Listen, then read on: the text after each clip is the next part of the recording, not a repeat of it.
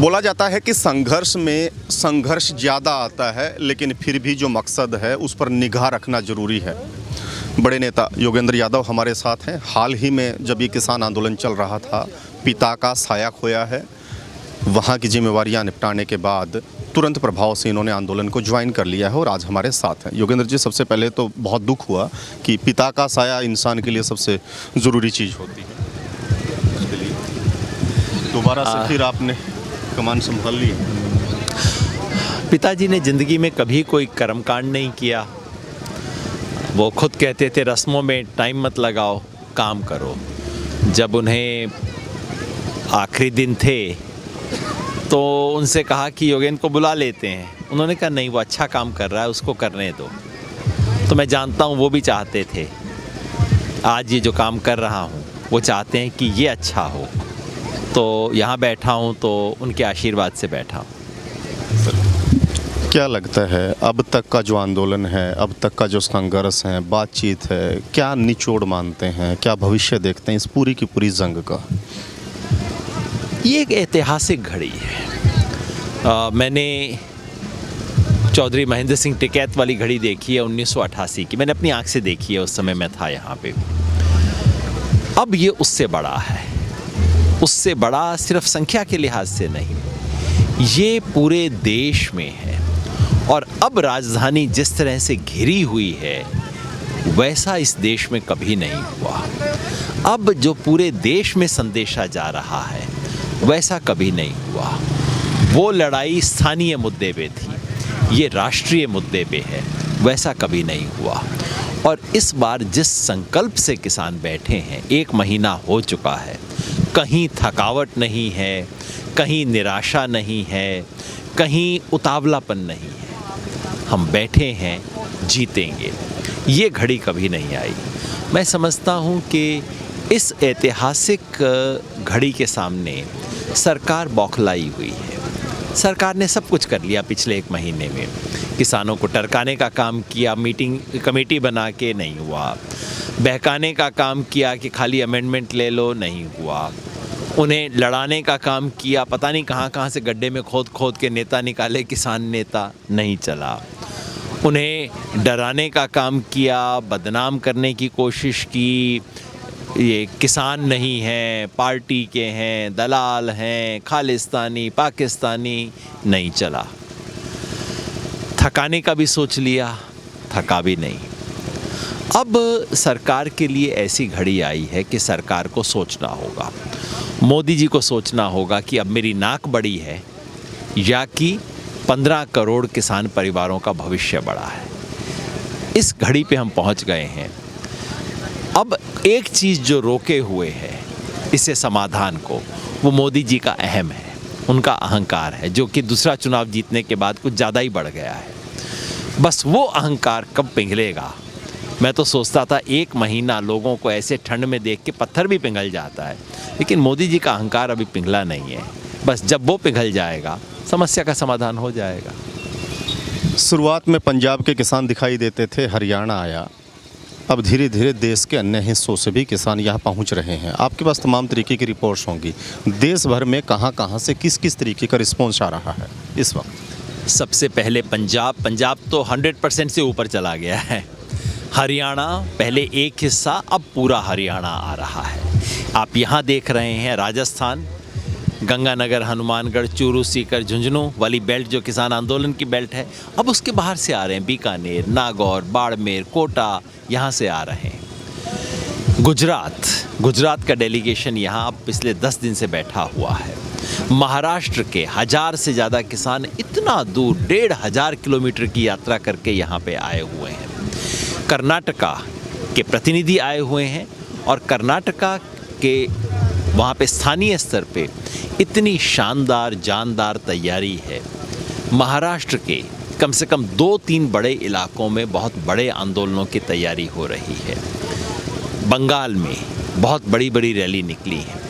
उत्तर प्रदेश, उत्तराखंड के किसान गाजीपुर में अब बहुत बड़ा सा मोर्चा लगा के बैठे हुए हैं। अब कोई कहे कि सिर्फ पंजाब है तो वो तो आंखें नहीं खोल रहा है। 29 तारीख पे सबकी निगाहें हैं। बातचीत का कुछ लग रहा है, कुछ उम्मीद, डायलॉग डिलीवरी बढ़े, संवाद की तरफ बढ़ा जाए? अगर सरकार हमारे एजेंडा पे बातचीत करती है तो ज़रूर कुछ निकलेगा, क्योंकि वो एजेंडा ऐसा है कि उसमें से बात बनने वाला एजेंडा है और उसमें हम खुशी से हम भी झुकेंगे, फ्लेक्सिबल एटीट्यूड रखेंगे।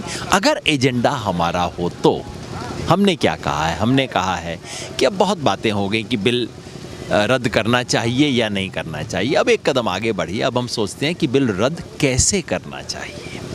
दूसरा, एमएसपी कानूनी अधिकार होना चाहिए या नहीं, इस पे बहस नहीं करेंगे।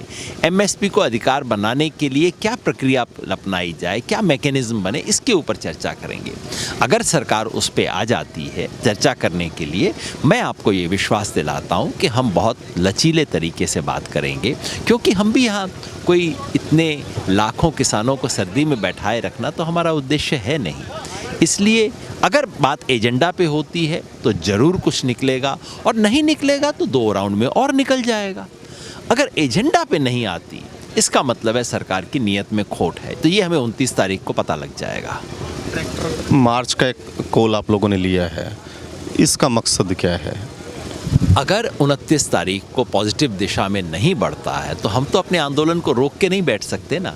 तो हमने कॉल दिया है कि अगर ऐसा नहीं होता है तो फिर 30 तारीख को 12 बजे यहाँ कुंडली बॉर्डर, जो सिंगू के पीछे की तरफ जो बॉर्डर है कुंडली, वहाँ से हम हाईवे के ऊपर चढ़ेंगे, जो एक्सप्रेसवे है, केएमपी बोलते हैं, वहाँ पे चढ़ेंगे। वहाँ से हम जाना शुरू करेंगे टिकरी बॉर्डर की तरफ। अगर जाने दिया जाता है अच्छी बात है, रोक दिया जाता है तो जहाँ रोकेंगे वहाँ बैठ जाएंगे। तो क्योंकि हम अपने आंदोलन को कदम दर कदम ऊपर उठाते जाएंगे, हम अपना आंदोलन नहीं रोक सकते, क्योंकि आज सरकार बात कर रही है, आंदोलन की वजह से बात कर रही है। हमारा आंदोलन उठता जाएगा। मोदी जी जितना जल्दी कर लें उतना सस्ते में निपट जाएंगे, जितना देरी करेंगे महंगा सौदा हो जाएगा उनके लिए। 1 तारीख को लेकर के एक बड़ा सस्पेंस आप लोगों ने बना रखा है कि कुछ बड़ी कार्रवाई किसान करेंगे, बड़ी रणनीति होगी। हालांकि मैं नहीं कहूँगा कि खुलासा आप उसका करें, लेकिन क्या ज़्यादा बड़ा प्रभाव डालने वाले किसान हैं या फिर कोई बहुत बड़ा कदम उठाने वाले किसान हैं? कल जो हमारे सब किसान संगठनों की बैठक हुई, उससे पहले 7 मेंबरी कमेटी की बैठक भी हुई, तो हमने केवल 1 तारीख तक के प्रोग्राम नहीं सोचे, हमने उससे आगे के भी प्रोग्राम सोचे। लेकिन फैसला किया कि अभी हम उस सब की रूपरेखा बनाएंगे और 1 तारीख को ही फिर आगे के प्रोग्राम की घोषणा करेंगे। प्रोग्राम बड़े होंगे, जाहिर है, जब अब तक किए हैं वैसे प्रोग्राम तो हम नहीं करेंगे 1 तारीख तक। 1 तारीख से आगे बड़े प्रोग्राम होंगे, निर्णायक होंगे, क्योंकि आज हम आर पार की लड़ाई में हैं। इस लड़ाई से हार के जाने का रास्ता उपलब्ध नहीं है, वो रास्ता नहीं होगा, केवल आगे बढ़ेंगे, ये हमने तय कर रखा है। तो प्रोग्राम भी उसके मुताबिक ही होंगे। पूरे हरियाणा में 3 दिन का टोल फ्री करने का आपने एक कॉल लिया था, आज उसका आखिरी दिन है। हालांकि उसको बढ़ा करके तब तक कर दिया गया जब तक ये आंदोलन चलेंगे, लेकिन एक टोल हमें मिला रेवाड़ी से लेकर के झज्जर को जाने वाला। क्या उस पर प्रयास नहीं किए गए? ऐसा लगता है कि हमारे साथ ही बाकी सब प्रयास करने में हमसे चूक हुई है, और ये हमारे लिए थोड़ा शर्म की भी बात है कि एक टोल ऐसे कैसे बच गया। कल परसों तक उसको भी ठीक कर देंगे हम। राजस्थान की तरफ से आपको एक थोड़ा सा समर्थन मिला है। एनडीए में जो शामिल थे हनुमान बेनीवाल छोड़ करके आए हैं, दावा कर रहे हैं कि 2 लाख ज़्यादा किसान यहाँ पहुँचेंगे। क्या लगता है, सरकार के झटका है और किसानों की कहीं ना कहीं बढ़त की तरफ चीज़ गई है?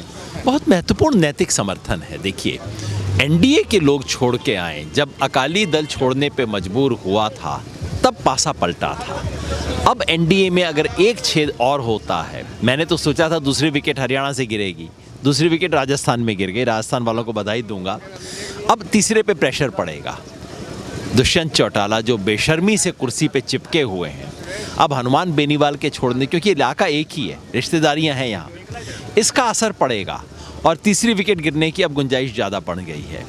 और वैसे भी हनुमान बेनीवाल जी का राजस्थान के किसानों में एक बड़ा नाम है, सिर्फ इसलिए नहीं कि एमपी हैं, लेकिन उससे पहले भी उन्होंने किसान आंदोलन किए हैं, नाम है। तो मैं समझता हूँ उनके किए का सम्मान होना चाहिए और इससे माहौल बदलने में बहुत फ़र्क पड़ेगा। वीरेंद्र सिंह को लेकर के सर दावा किया जा रहा है, धरना प्रदर्शन देते हैं, धरनों पे आपके आते हैं, बेटे के इस्तीफा देने की बात आती है तो बोलते हैं कि बेटा ही फैसला करेगा। दोहरा मापदंड क्यों? किस स्टैंड को कैसे लें? मैं आज किसी की आलोचना नहीं करना चाहता। आज तो अगर नरेंद्र मोदी यहाँ पे आ जाएं और कहें किसान एकता जिंदाबाद, बहुत अच्छी बात है। बीरेंद्र सिंह जी आएँ, अच्छी बात है। समर्थन करना चाहते हैं, अच्छी बात है। मैं समझता हूँ कि ऐसे नेताओं से आपको पता लगता है कि हवा का रुख क्या है। हवा का रुख बदल रहा है। हनुमान जी से पता लगता है, बीरेंद्र जी से पता लगता है, और आने वाले दिनों में आप देखते जाइए कौन कौन इस लाइन के अंदर जुड़ेंगे। अभी तो शुरुआत है, और जब हवा का रुख पलटता है तो फिर उसको आंधी बनते हुए देर नहीं लगती। ये आलोचना का विषय नहीं था, ये विषय था लोगों में एक मैसेज देने का। अपने ही बेटे के लोकसभा क्षेत्र के शहर हिसार में आप धरना तो देते हैं, लेकिन उस बात पर नहीं आते हैं। लोग इस बात में कंफ्यूज हैं कि बीरेंद्र सिंह दो नाव में सवार है या सरकार के द्वारा प्लांट किए हुए बंदे हैं जो किसानों में घुस करके कहीं ना कहीं जाट आंदोलन के तरीके से उसको खराब करने का उद्देश्य लेकर के आए हैं। जो उत्तर में मुझे कहना चाहिए था वो सारा आपने प्रश्न में कह दिया, उससे फालतू मैं क्या जोड़ूं। शुक्रिया सर आपका। तो योगेंद्र यादव को आपने सुना, आगे की रणनीति क्या है, किसान अपनी लड़ाई को किस तरीके से लड़ेंगे, तमाम चीज़ों पर खुल करके उन्होंने बातचीत की है। लगातार जुड़े रहे हमारे साथ, अपने सहयोगी किस्मत राणा के साथ। मैं रुद्रा राजेश कुंडू, दिल्ली बॉर्डर।